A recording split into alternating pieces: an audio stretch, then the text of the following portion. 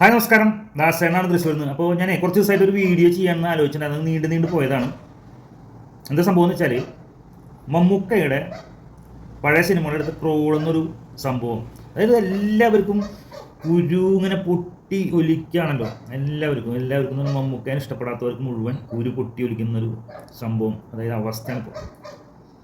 ഒരു വിഭാഗം ഫാൻസുകാർ, ലാലേട്ടൻ ഫാൻസുകാർ ആണ് മെയിൻ. പിന്നെ വർഗീയ പകർത്തുന്ന ആൾക്കാർ.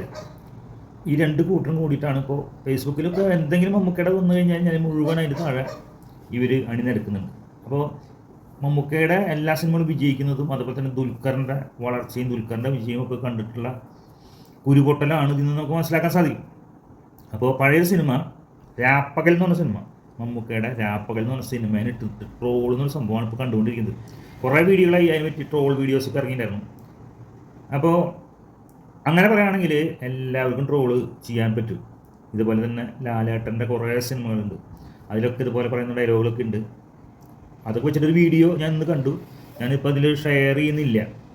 അടിപൊളി ട്രോൾ വീഡിയോ ഇപ്പോൾ ഇറങ്ങിയിട്ടുണ്ട്. അപ്പോൾ മമ്മൂട്ടി ഫാൻസുകാർക്കും അറിയാം പണി കൊടുക്കാനുള്ള രീതിയിൽ മമ്മൂട്ടി ഫാൻസുകാരും കുറേ പേര് തയ്യാറാക്കിയിട്ടുണ്ട്. മോഹൻലാലിനെ പല സിനിമകളിലും കൈകാലം പിടിക്കുന്ന സ്ഥലങ്ങളിലൊക്കെ, അതുപോലെ ഓട്ടോ എന്ന സിനിമയിൽ ഭക്ഷണം കഴിക്കുമ്പോൾ ഇറക്കി വിടുന്ന സംഭവങ്ങൾ, അങ്ങനെയൊക്കെ കുറേ ചേർത്തിട്ടുള്ള കുറേ വീഡിയോസ് ഇങ്ങനെ ആഡ് ചെയ്തുകൊണ്ട് ട്രോൾ വീഡിയോ ഇറക്കിയിട്ടുണ്ട്. പക്ഷേ ഇപ്പോൾ ഈ രാപ്പകൽ എന്ന സിനിമയുടെ സംഭവം എന്താണെന്ന് വെച്ച് കഴിഞ്ഞാൽ, രാപ്പകൽ എന്ന സിനിമയിൽ അങ്ങനത്തെ കഥാപാത്രം, കൃഷ്ണൻ എന്ന് പറഞ്ഞ കഥാപാത്രം അത്ര ഗംഭീരമായുള്ള സിനിമയായിരുന്നു. ടി ആർ റസാഖ് എഴുതിയുള്ള, കമൽ സംവിധാനം ചെയ്ത സിനിമയാണ്. അപ്പോൾ അത് ഇപ്പോഴത്തെ ജനറേഷനിലെ പിള്ളേർ അത് കാണുമ്പോൾ സെൻറ്റി ചെയ്യുന്ന സമയത്ത് അവർക്ക് വർക്കൗട്ട് ആവാതെ കുറ്റപ്പെടുത്താൻ വേണ്ടി മാത്രമായിട്ട് ഒരാൾ 1-2 ആൾക്കാരെ ഇറക്കും, ബാക്കിയുള്ളവർക്ക് അതിനെ ഏറ്റുപിടിച്ചിരിക്കണം. അപ്പോൾ ആ സിനിമയിൽ എങ്ങനെയാണെന്ന് വെച്ച് കഴിഞ്ഞാൽ നമുക്ക് എല്ലാവർക്കും അറിയാം, ആ വീട്ടിലെ വലിയ കാരണവർ പോലെയാണ് മമ്മൂട്ടി അവതരിപ്പിക്കുന്ന കഥാപാത്രം. അതായത് വർഷങ്ങൾക്ക് മുമ്പ് അവർ വീട്ടിൽ വന്ന് കയറിയിട്ടുള്ളൊരു അവിടുത്തെ പണിക്കാരൻ മാത്രമല്ല, അവിടുത്തെ എല്ലാമായിരുന്ന ആൾ. അപ്പോൾ ആ വീട്ടിലാണെങ്കിൽ കുറേ അംഗങ്ങളുണ്ട്. ഇവരെല്ലാവരും ഒത്തുചേർന്ന സമയത്താണ് ഈ വിഷയം വരുന്നത്. അപ്പോൾ ഇവരെല്ലാവരും അവരമ്മേനെ നോക്കാനുള്ള ശാരദയുടെ കഥാപാത്രത്തെ നോക്കുന്ന ഒരാളാണ് ആ വീട്ടിലല്ല. ആദ്യം തന്നെ കാണിക്കുന്നത് സിനിമയിൽ തുടക്കം തന്നെ കാണിക്കുന്നത് തട്ടുംപുറത്ത് കയറിയിട്ട് എലീനെ പിടിക്കാൻ പോകുന്നതും അങ്ങനെ ഒരു പ്രത്യേക ക്യാരക്ടറാണ്. അതുപോലെ തന്നെ തലയിൽ ചാക്കും എണ്ണയൊക്കെ ആയിട്ട് വരുന്ന രംഗങ്ങളൊക്കെയാണ് തുടക്കത്തിൽ കാണിക്കുന്നത്. അപ്പോൾ ആ വീട്ടിൽ അനാവശ്യമായിട്ട് കറണ്ടൊക്കെ യൂസ് ചെയ്യുന്ന സമയത്ത് കറണ്ട് വന്ന് ഓഫാക്കും. അതൊക്കെ ആ കഥാപാത്രത്തിൻ്റെതാണ്. അതിനെ കുറ്റം പറഞ്ഞുകൊണ്ട്, അതുപോലെ തന്നെ ഫോട്ടോ എടുക്കാൻ നിൽക്കുമ്പോൾ അവരുടെ ഇടയിൽ കയറും നിൽക്കുന്നത്, അതുപോലെ തന്നെ അഭിപ്രായം ആവശ്യമില്ലാത്തവർക്ക് അഭിപ്രായം പറയുന്നത്. അപ്പോൾ വിജയരാഘവനൊക്കെ കുറേ അട്ടുന്ന സീനുണ്ട്.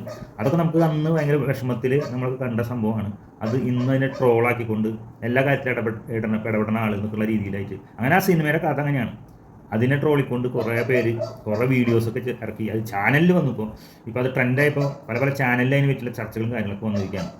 അപ്പോൾ ഒരു മമ്മൂക്കയുടെ ആരാധകൻ എന്ന നിലയ്ക്ക് എനിക്ക് പറയാനുള്ളത്, അങ്ങനെ പറയുകയാണെങ്കിൽ എല്ലാവരുടെയും നമുക്കും ഇതുപോലെ തന്നെ മമ്മൂട്ടി ഫാൻസുകാരും ഇതുപോലെ തന്നെ ട്രോളാൻ ഇറങ്ങി കഴിഞ്ഞാൽ നിങ്ങളൊക്കെ പറപ്പിക്കാൻ പറ്റും.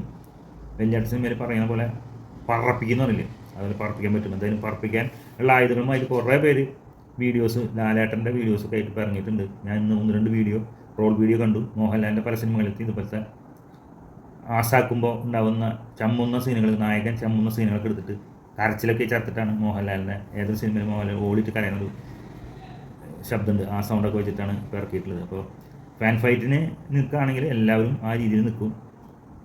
അല്ലെങ്കിൽ അസൂയ ഉണ്ടെങ്കിൽ അതൊക്കെ ഉള്ളിൽ വെച്ച് ഇരിക്കുക എന്ന് മാത്രമാണ് ഒരു മമ്മൂട്ടി ആരാധകന് പറയാനുണ്ടോ. മമ്മൂട്ടി എന്ന് പറഞ്ഞാൽ ആ സിനിമ ഞാൻ അന്ന് കണ്ടില്ല കേട്ടോ, മിസ്സായി. കാരണം നമ്മുടെ മമ്മൂട്ടി ഫാൻസുകാർ പോലും ആരും പറഞ്ഞില്ല. പക്ഷേ മമ്മൂക്കയ്ക്ക് ഇത്രമാത്രം പ്രാധാന്യം കൊടുത്ത അത്ര വലിയ സിനിമയുള്ള അതിൽ മമ്മൂക്കാനെ അത്രമാത്രം ഇഷ്ടപ്പെടുന്നൊരു വ്യക്തിയായിട്ടാണ് ശിവകാർത്തികേയൻ അല്ലെങ്കിൽ മമ്മൂട്ടി എന്ന് പറയില്ല, മമ്മൂട്ടി എന്ന് ഈ നായികനെ വിളിക്കണം. മലയാളിയായ വ്യക്തിയോടുള്ള ഇഷ്ടം അത് മമ്മൂട്ടിയിലൂടെ കാണിക്കുന്നത് വലിയ സംഭവം തന്നെയാണ്. ഹായ് മമ്മൂട്ടി, എനിക്ക് മമ്മൂട്ടിയെ വലിയ ഇഷ്ടമാണ്. എനിക്കതട്ടാ, നിങ്ങൾക്ക് ഇഷ്ടമല്ലേ? അപ്പോൾ എല്ലാവരും ചാനൽ കാണാൻ, ലൈക്ക് ചെയ്യുക, കമൻറ്റ് ചെയ്യുക, സബ്സ്ക്രൈബ് ചെയ്യുക. നിങ്ങൾക്ക് നല്ലൊരു ദിവസം നടന്നുകൊണ്ട് നിങ്ങൾ സ്വന്തം ദാസേട്ടൻ തൃശ്ശൂർ.